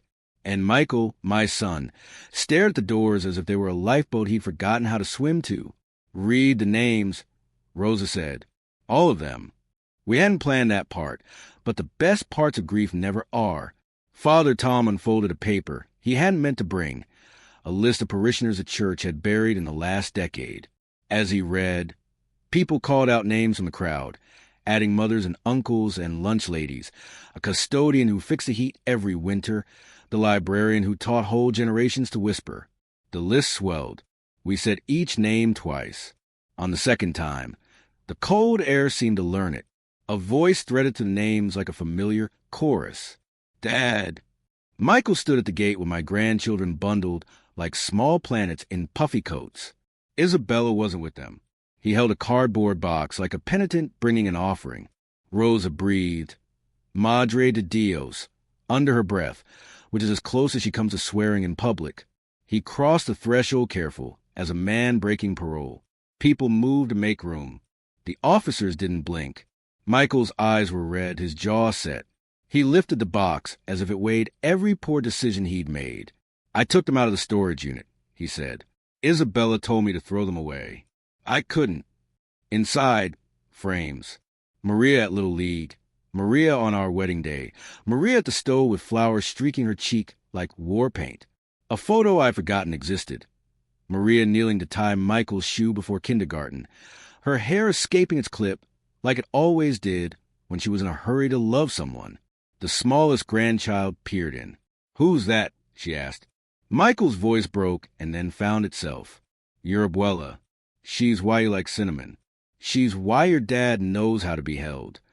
He turned to me.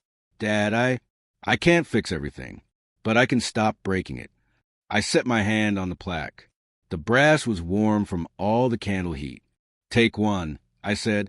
Put on your wall tonight. Not after the hearing. Not when donors calm down. Tonight. He nodded like a man stepping into cold water, then chose a kindergarten photo and held it to his chest. Stay, Rosa said like a command and a blessing. Michael hesitated. Checked the street as if expecting Isabella to materialize from the dark and declare him property. She didn't. He stayed. In Daniel's split screen, someone pulled the school gym's fire alarm and the room stuttered into chaos. Later we'd learn a fog machine had tripped a temperamental sensor. The Jenkinses went ballistic anyway. The camera caught Isabella's face mid-scream, all gloss burnt off. Pure fury at the universe for not behaving. The donors swarmed for doors. The chant died not with a bang, but with complaint to facilities. Our courtyard sang a lullaby Maria loved for bedtime. People who didn't know it hummed the parts they could. On the last note, Father Tom picked up the brass plaque and held it high. Not a wall, he said. A vow. A murmur passed through the crowd and settled somewhere you could stand on. The officers drifted closer, still pretending not to listen. They listened. Of course they did. After the candles guttered and the cocoa cooled, and the children grew heavy on shoulders, the crowd unstitched. People hugged who had never hugged. Someone kissed the edge of Maria's name as if brass could feel. Frank pressed my palm with a folded paper. Board chair called me, he whispered. They'll set a timeline for restoration on Monday. 2 weeks. Public ceremony. Official. With your name on the program.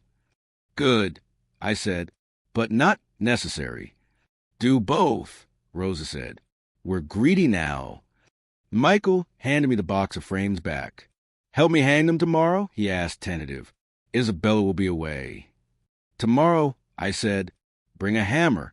Bring your spine. He laughed. A real sound I hadn't heard from him since before debts and donors, and a kitchen mixer more expensive than decency. He gathered the kids and walked toward his car. The smallest turned and waved at the plaque like it could wave back. Daniel stayed until the last candle drowned in its own wax. "I'll cut the live and run a piece at dawn," he said, tucking his scarf tighter. "You okay with the quote you gave me yesterday?" "What did I say?" I asked. "Not victory. Memory." He grinned. "It still plays." When the courtyard was empty and Nicole put his hand back on the city's shoulder, I carried the plaque to the truck. The metal hummed against my thigh through the scarf. I set it gently on the seat like a sleeping child. A folded paper was tucked under my wiper, a Cheap Trick dressed like a message. I slid it out with 2 fingers. No letterhead, no signature. 1 sentence, block printed. "You started this. We'll finish it." I showed it to Rosa under the streetlight. She snorted. "They're running out of nouns." "Or patience," I said. On the ride home, my phone vibrated. Hargrove again. Arraignment Monday for vandalism. Separate civil hearing on the order.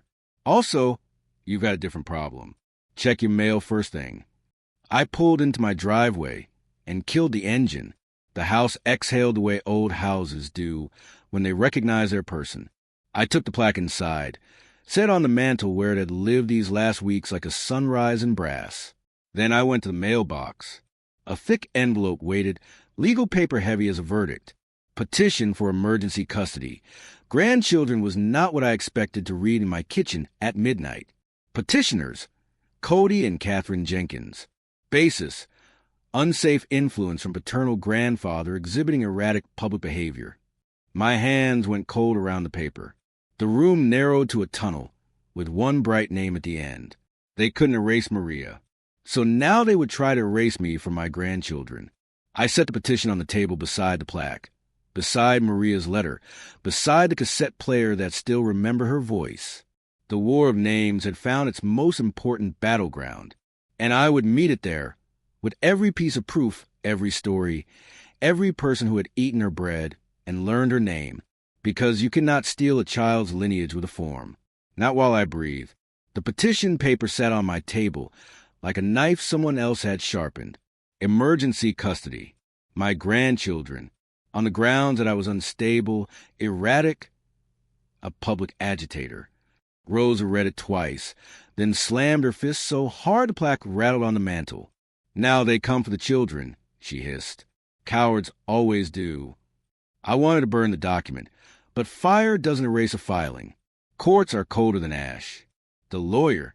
By dawn, I was in Frank Delgado's office. Not the school board desk where he'd fought me with policy, but the cramped room above a used bookstore where he still kept his law license. Stacks of paper leaned like old soldiers. He skimmed the petition, mouth a hard line. Classic donor move. They know the vandalism case is weak. The defamation suit is stalling, so they go family court. No jury, just a judge. Easier to sway. Can they win? I asked. He tapped the paper. Not without proof. Right now, all they have are headlines they created. Your best defense is offense. Show community stability, not isolation. Show you're surrounded, not unraveling. Then we'll show them. Rosa said from the corner, arms crossed like a general. Frank nodded. I'll file a response today. But Dennis, be ready. They'll drag Michael into this. They'll argue he's compromised. So custody should skip to the Jenkins line. It's cruel. It's also strategy. Michael's choice. That evening, Michael knocked at my door. No Isabella. Just him. Shoulders slumped but lighter somehow, as if shame had started to lift. I heard about the petition, he said. His voice cracked like old wood. They told me I wasn't fit, that you were dangerous, that the kids need stability only money can buy. They want ownership, not stability, I said, and they think you'll hand it over. He shook his head. Not this time. Dad, I've been weak. I let them steer me because it was easier than standing. But if this fight is about my kids, her kids, then I stand with you. For the first time in years, I believed him. We sat at the kitchen table. Photos of Maria spread between us. Michael traced one with his finger, The kindergarten shoe-tying picture. She'd skin me alive if I let them take my baby's name away. Yes, I said softly. She would. The court date. Monday morning. The courthouse hall smelled of floor polish and fear. Reporters clustered outside, lenses like vultures. Rosa walked beside me, hand gripping my arm so tight I thought she'd bruise bone. Inside, the courtroom was small, almost polite. Judge Harrington, gray and sharp, presided with a gavel that looked unused but deadly. The Jenkinses sat with a lawyer in a navy suit that cost more than my truck. Catherine wore black pearls. Cody glared like the room was beneath him. Isabella sat stiff, every hair perfect, every nail glinting. Michael sat on my side. His tie was crooked, but his spine was straighter than I'd seen in years. The Jenkins lawyer rose. Your Honor, we present evidence that Mr. Dennis Flores has engaged in erratic, destabilizing behavior, public outbursts at school board meetings, confrontation with donors, potential involvement in vandalism. These children deserve stability. The Jenkins family can provide a safe, secure environment. Frank rose slowly, papers in hand. Your Honor, what the Jenkins family calls erratic behavior is community advocacy. We have letters from parishioners, teachers, food bank volunteers, and neighbors, all testifying that Mr. Flores is a stable, loving presence. Further, the vandalism case names the Jenkins family as defendants, not Mr. Flores. And we have testimony from the children's father, Michael Flores, affirming that his children belong with their lineage, not erased by donation. Gasps rippled. Cody leaned forward, eyes narrowing. Isabella's lips went white. The judge turned to Michael. Mr. Flores, do you agree with counsel's statement? Michael stood. His voice shook, but he spoke clear. Yes, Your Honor.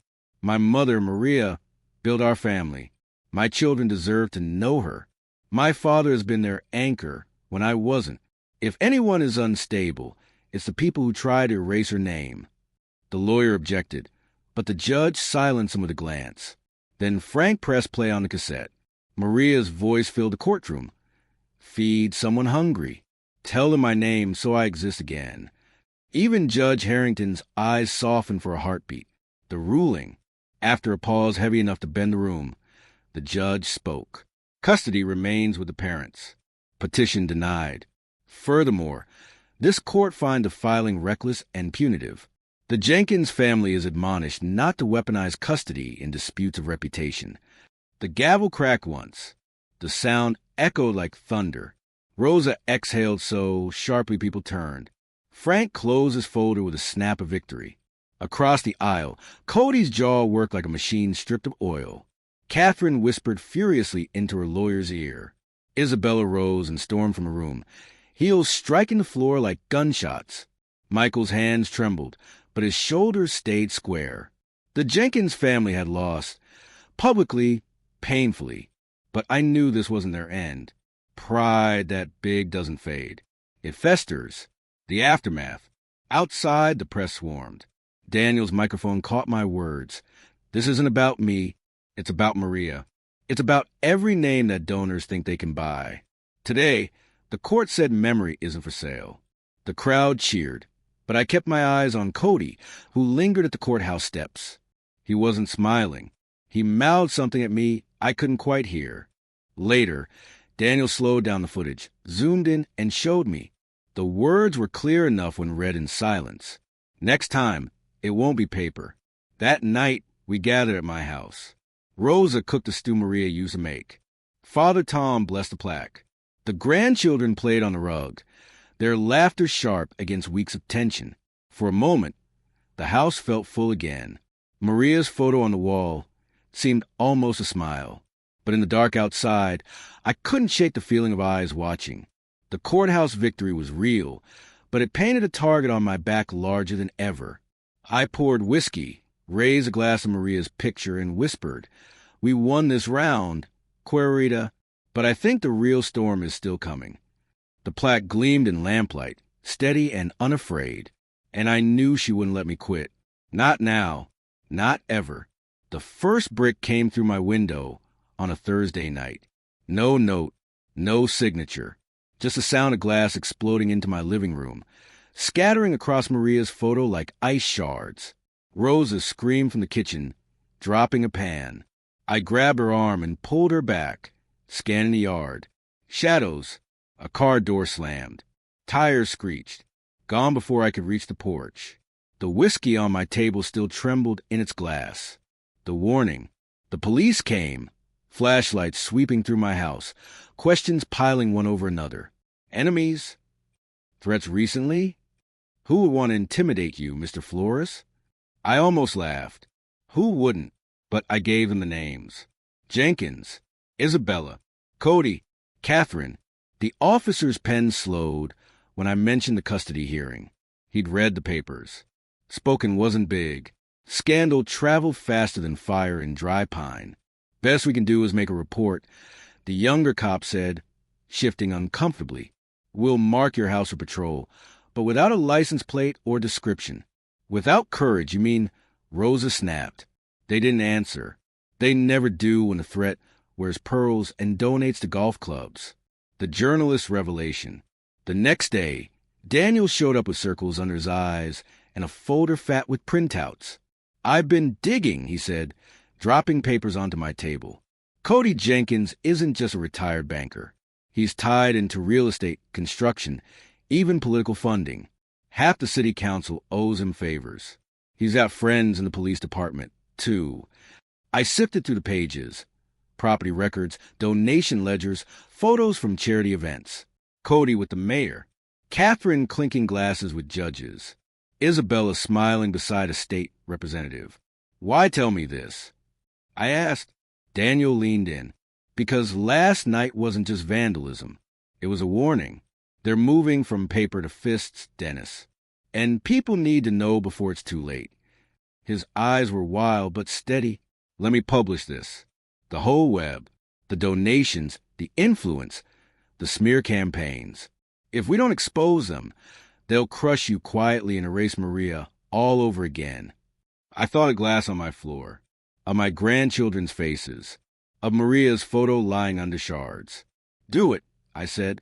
Michael's confession. That evening, Michael arrived again, pale and shaking. He closed the door behind him like someone afraid of the night. "They're furious," he whispered. "Dad, you don't understand. Mom and Dad Jenkins, they don't care about reputation anymore. They're talking about teaching you a lesson. They said..." He broke off, hands trembling. "They said what?" He swallowed.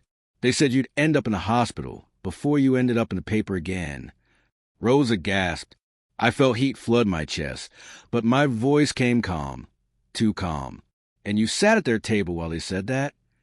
I tried to argue. They told me to shut up. Said I was weak like you. Said strength was money, not blood. His eyes burned with tears. "Dad, I don't want to lose you. Not like I lost Mom. Please, don't fight them anymore." The words cut deep in the brick. He still thought surrender was safety. The fire. 2 nights later, smoke woke me before the sirens. I stumbled into the kitchen, eyes burning. Flames licked the curtains, orange and hungry. The back door hung open, unlocked, forced. Rosa screamed my name from the hallway. "Out! Get out!" We barely made it to the yard before the fire roared through the house. Heat slammed against my face, skin prickling. My porch, my walls, Maria's plaque, all swallowed in the inferno. The firefighters came, water hissing, neighbors crowding the street in pajamas and fear. Someone shouted my name. Someone else whispered, "Arson." I stood barefoot in the grass, Rosa gripping my hand so tight my bones ached. And I knew this wasn't just intimidation. This was war. The ashes. By dawn, the house was black skeleton. Smoke curled into the pale sky. Maria's photo was gone. Her plaque, melted and buried under char. A firefighter shook his head. Accelerant. They wanted this to burn fast. The police nodded grimly, but their eyes slid away when I said the name Jenkins. Influence runs thicker than gasoline. I stood in the wreckage, the smell of ash and ruin choking me. All I had left was Rosa's grip, Michael's terrified voice echoing in my head, and Maria's memory burning hotter than any fire they could set. The resolve. That night, Daniel's article hit the front page. Power and Ashes. The Jenkins Empire Behind Spokane Scandals. Names. Numbers. Photos. A network of influence laid bare for the whole city. The article ended with a photo of me standing barefoot in the grass. Flames devour my house behind me. Caption. They burned his home. Can they burn the truth? The city buzzed like a hornet's nest kicked hard. Calls poured into the paper. Anonymous tips. Angry threats. Donations to rebuild. But I sat in Rose's spare bedroom, staring at the wall, fists clenched. They wanted me silent. I whispered to Maria's ghost. Instead, they lit the fuse. And I swore this wouldn't end with ash. This would end with reckoning. The silence after the fire was louder than the flames had been. Rose's house was quiet at night. Too quiet, and every creak of the old floorboards felt like footsteps coming for me. I slept with my boots by the bed and a baseball bat within reach, half expecting the door to explode inward at any moment. But instead of men with bricks, the attack came on paper. 3 days after the article, I got the letter. Certified mail again, the kind that makes your stomach clench before you even sign for it. A lawsuit, defamation, damages, emotional distress, filed by Cody and Catherine Jenkins, with Isabella listed as a co-plaintiff. They wanted $3 million. The figure was obscene, designed not to win but to bury me under legal fees, to keep me too busy fighting in court to keep fighting them in the real world. I laughed when I saw the number, but the sound wasn't right. It was cracked and bitter, like something inside me had broken. Rosa touched my shoulder, steady but heavy, her eyes saying what her lips didn't dare. They were tightening the noose. Michael came 2 nights later, his suit wrinkled, his tie missing.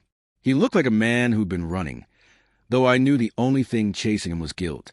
He shut the door and spoke in a rush, words tumbling over themselves like they couldn't wait to be rid of him. Dad, they're furious about the article. Mom says you've ruined their reputation. Dad says you're going to pay every penny for it. Isabella. He stopped, biting his lip. I waited. She's not the same, he whispered.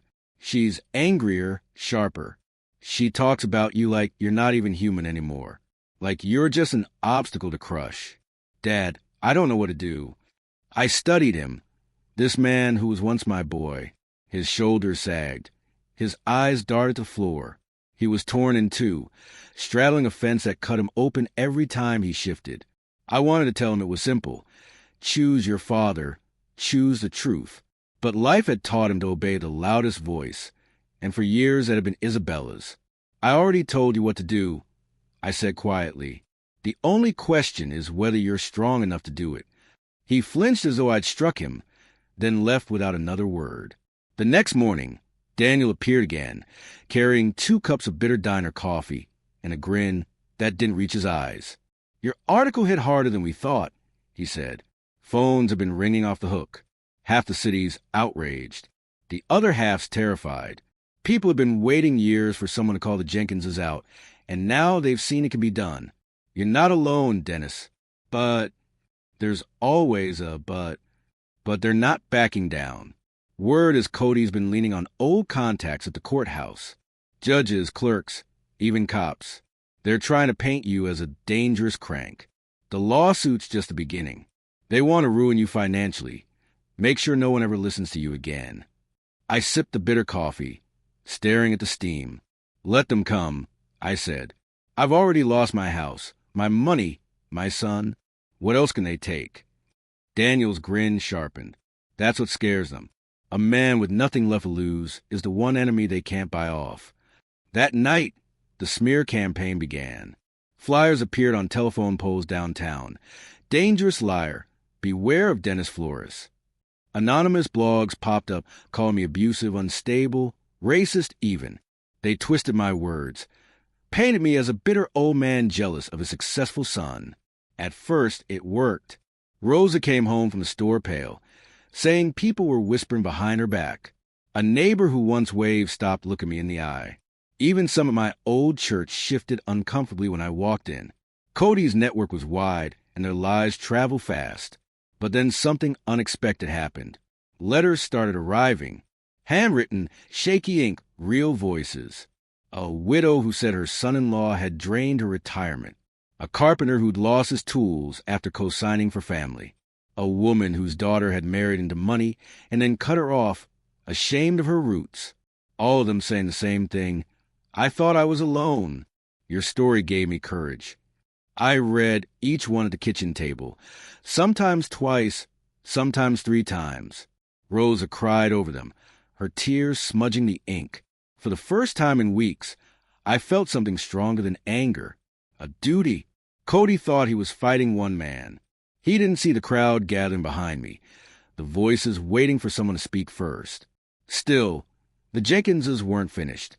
2 weeks after the fire, I came home to find Rosa standing in the driveway with her phone pressed to her chest, her face gray. They called me, she whispered. Who? Isabella. She said if you don't retract the article, they'll dig up everything. Every debt, every mistake. Even Maria's medical bills. She said they'd drag her memory through the mud until no one could tell the difference between truth and lies. Something inside me went cold. They'd touched the one thing that still had power to break me. Maria. My Maria. I took Rosa's phone, still warm from her hands, and dialed the last number. Isabella answered on the second ring, her voice silk over steel. Finally, she said, ready to be reasonable? I didn't answer at first. I just listened to her breathing, steady and self-assured. Then I said, You've made a mistake. A pause. Excuse me? You think you're fighting the man who paid your mortgage. The man you humiliated at Christmas dinner. The man who begged to see his grandchildren. But that man's gone. You burned him down with my house. All that's left now is the man who has nothing left to lose. Her silence stretched long and brittle. This isn't over, I said softly, not by a long shot. And I hung up. That night, lying awake in Rosa's spare room, I felt something shift. The fear was still there, the anger too, but underneath it pulsed something steadier, harder, like iron cooling into shape. They wanted me ruined. They wanted Maria forgotten. They wanted me erased. But they didn't understand one thing. Ashes are where new fires begin. The morning it ended felt ordinary on purpose. Gray sky, air like cold metal. Rosa handed me coffee and a scarf, the sunflower one I'd started wearing without thinking. Breathe, she said, then do what you came to do. Hargrove called before I reached the courthouse. 2 arrests, he said. Guys out of a contracting outfit, in Airway Heights. One flipped, says he was paid cash to scare you quiet. Text tied the meat to a number we're tracing through a shell, and that shell leads to Jenkins' development. Charges will take time, but the line is there. His voice was gravel and warning. You didn't hear this from me. I heard it, I said, and so will everyone else. Inside wasn't the big trial the city whispered about. It was a first skirmish of it, a motion for an emergency gag order in the Jenkins defamation suit. They wanted my mouth stapled shut while they flooded the papers with theirs. Their lawyer rose like a man used to winning. Irreparable harm, your honor. Mr. Flores is poisoning the well. He must be enjoined. Frank stood, sleeves a little rumpled, eyes clear. The well is public interest. The truth is a filter, not a poison. They want silence because discovery scares them more than ink. The judge, Harrington again, cooler than marble, watched us like we were weather. Then he spoke. Motion denied. This court will not restrict speech without a compelling showing you have not made. If you want quiet, bring facts, not adjectives. His gavel was gentle, but it cut. Cody went pale. Catherine's pearl smile curdled. Isabella didn't look at me. She looked through me, to someplace only money can imagine. Outside, microphones bloomed like weeds. I kept my voice small on purpose. We all live here together. We teach our children what matters by what we name. This is not victory. This is memory. By afternoon, a different crowd filled a different room. The school board had kept its promise. A public rededication in the library, not postponed, not hidden. The wall had been repaired, paint clean as first snow. In the center, an empty rectangle waited. The principal's hands shook at the lectern. We failed our policy, he said. voice catching. And we failed a family. Today we correct that. He nodded to me, to Rosa, to Father Tom. Frank stood in the back like a pillar. Daniel's camera blinked its one unblinking eye. They unveiled the new bronze. Not a copy. Larger, deeper cut. Letters you could read from the doorway. Abuela Maria's corner, where stories feed us. Under it, smaller, separate, a second plaque weighted with space for names I could stand beside. Not over. Policy made visible. For a second I couldn't move. Rosa pushed me, hard enough to startle. I stepped forward and touched the cold metal. I felt Maria, there the way you feel sunlight on your face with your eyes closed. Father Tom pressed play on the cassette one last time. Her voice rose and bent around the books like steam around bread. People cried without embarrassment. A custodian stood openly weeping. Mop leaned like a cane. When the tape clicked off, the room was so quiet even the fluorescent lights seemed to hold their breath. "Say it," Rosa said. I did. Maria Flores. The room echoed it back until the metal seemed to hum. Michael slid through the crowd with the children. He wore no tie, just a shirt he'd ironed himself, lines not quite straight. He took a breath and faced the room. "I was the one who stood here and said nothing," he said. "I let people erase my mother because it was easy, because I was ashamed of being from somewhere that made bread instead of speeches. I won't do that again. If you're tempted to choose comfort over blood, don't. It feels like safety until it burns your house down." He looked at me as if the apology had to land in my eyes to count. "Dad, I'm sorry. I'm done being quiet." The children each laid a picture under the plaque. Crayon sunflowers, lopsided, brave. The smallest one reached up and tapped the M with a mitten. "Abuela," she said solemnly, like a game with rules. A murmur rippled at the back.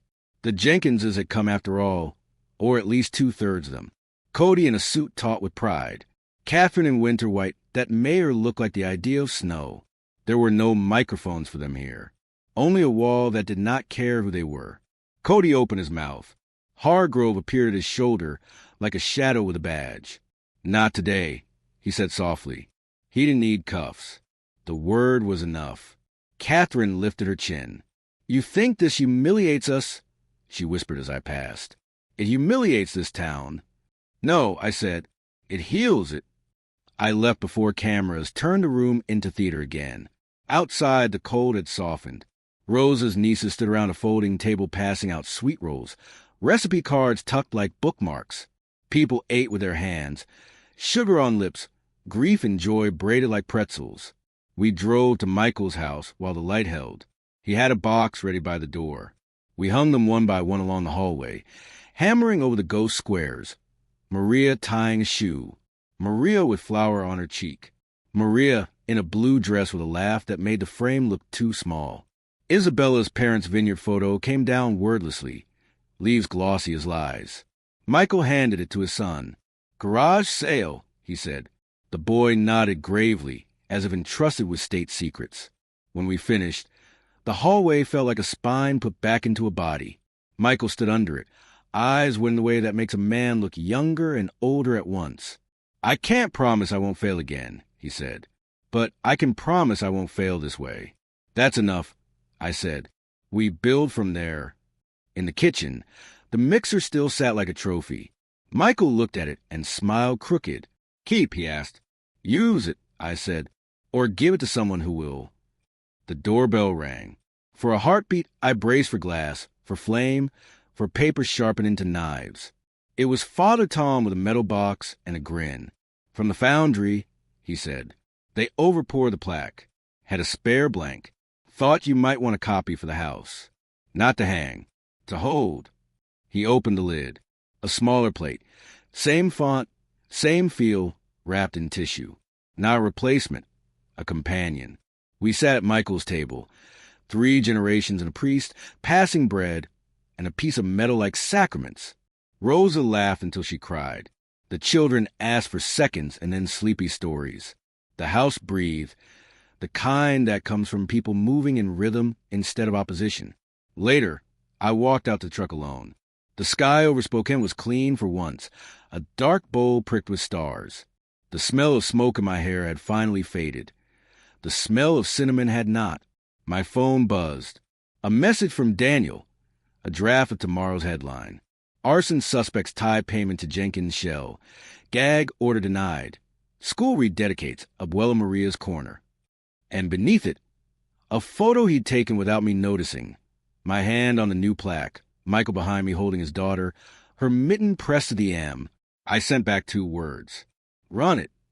On the drive home to Rose's, I took the long way, past the school, past the church, past the empty lot where my house had been. I parked and stepped out. The grass was still scorched at the edge, a black cuff on a sleeve that would grow again. I stood there with a small plaque under my arm and spoke in the dark like a fool and a believer. They tried, I told her. They tried to erase you. They tried to erase me. They failed.